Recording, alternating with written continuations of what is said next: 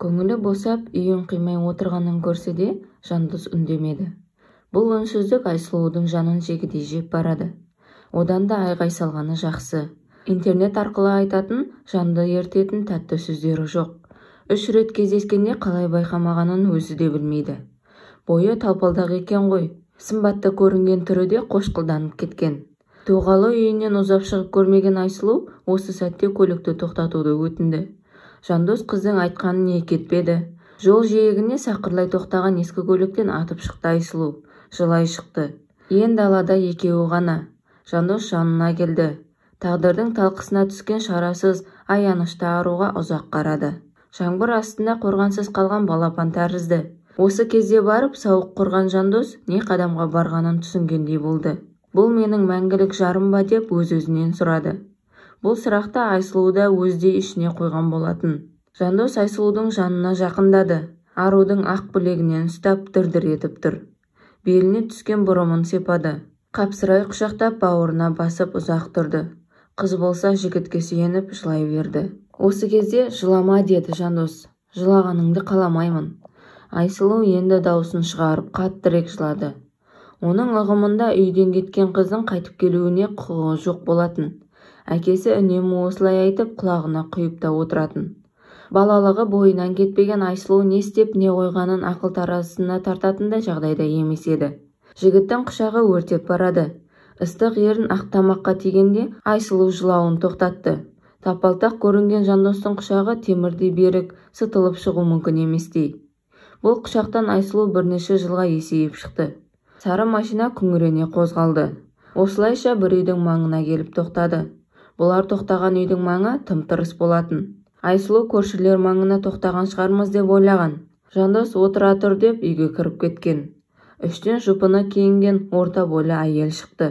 Аңқалақтаған әйелдің жүзінде абыржу бар. Түсе ғой жарығым деді әлгі әйел машинаның есігін ашып. Айсұлу әйелдің етегіне тығылып, өзіне имене қарап тұрған кішкентай сары баланы қоса көрді. Бұдан кейінгі оқиғалар өң мен түстің арасында өткендей.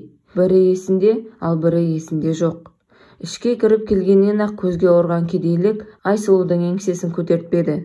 Төмен қараған күйі бір нүктеге қадалып отырды да қойды. Әлде кімдер жұлмалап, басына орамал салып жатқанын да сезген жоқ. Күбір-күбір әңгімеден түсінгені бұл Жандостың екінші әйелі болып түсіпті. Әйелі тірідей төсекке таңылған, босағадағы бөлмеде жатыр. Бағанағы сары бала Жандостың баласы екен. Аңыраны бесіктен анасы кіргенде барып, біреу бойына мұздай су құйғандай бойын жиып алды. Қарағым-ау, бұл не істегенің, бұл қайткенің? Мені тірідей сойдың ғой қарағым-ау деді анасы. Айсұлудың құлағы шыңылдап кетті. Басындағы орамалын жұлып лақтырып, анасына қарай еңіреніп жүгірді. Апа кешірші апа алып кетші мені апа дей берді. Анасы мен қызы қосыла жылады. Жиналған көрші қолаң бұл көрініске әрі қызықтай, әрі аяй қарады. Анасы өзімен бірге ерте кетер деп ойлаған, қателесіпті. Ертеңіне тойдың ырымы жасалды. Өзі қиялдағанындай гауһартасты ақ көйлек кимеді. Бақыттан басы айналып та күлмеді. Жандос енді бұдан кәрі әрі суық көріне бастады. Жандостың анасы ғана аналық мейіріммен елжірей қарап, жүрегін жібітіп барады. Өз анасы үстел басынан тұрмады. Қарбалас біткен соң бұл үйде Жандос, бірінші әйелі, баласы және де Жандостың анасы өзімен қосқанда 5 адам бар еді. Үйдің ішінде жылулық жоқ. Төсектен тұра алмай жатқан әйеліне қараған сайын жүрегі қатты соғып кетеді. Мен осындай опасыздыққа барғаным ба деп ойланбай істеген ісі үшін бармағын тістейді. Кеудесі өкініштен өртеніп жатыр. Елдің бетіне тіке қарай алмай қалған анасы мен әкесі көз алдына келген сайын өз-өзін ойша жерлейді. Қиялындағы салтанатты сарай, берекеге толы өз үйі екенін енді ғана түсінеді. Жандостың тойда ішімдікке сылқия тойып алып, орта бермей сүйкімсіз билегені есіне түскен сайын жеркенеді. Қас қылғандай көрші үйде өзімен жасты оқушы қыз бар екен. Соның қамсыз, алаңсыз күйін, анасына еркелеп мойнына асылғанын көрген сайын жұдырықтай жүрегі кеудесін жарып шығып кете жаздайды.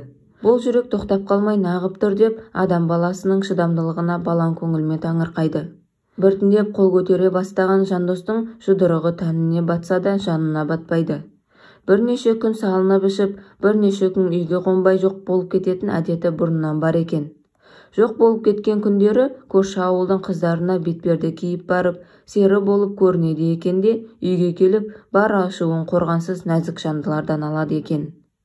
Жандос үйге біреу-міреу келгенде өзгеріп сала береді. Үй ішіне қамқор, сөйлесе сөз бермейтін шешенге айналады шіркін. Төсектегі бірінші әйелінің жанына елбен қағып жетіп барады. Тамағын бергенсейді, сырына әбден тойған бірінші әйелі үнсіз жата береді. Біреуге күні қарап қалған әйелдің ата-анасы 19 жасында жол апатынан қайтыс болып кеткен. Осы үйге келін болып түскеніне 4-ші жыл болғанда, қапыда ауыл сыртындағы терең құдыққа құлап, қос аяғынан айырылған. Бар сүйеніші баласы. Баласының басынан сипап жатып күнін батырады. Тағдырдың бір айналдырса, шыр айналдыратын тосын мінезін Айсұлу бұрыннан қалай білмеген. Неге анасымен сырласпады? Жалғыз қыз болғандықтан сыр бөлісетін әпкесі де, сіңілісі де жоқ болды. Барлығын етін жалғыздығына айтып, өзін сәл болса да ақтағысы келеді. Жалғасы бар.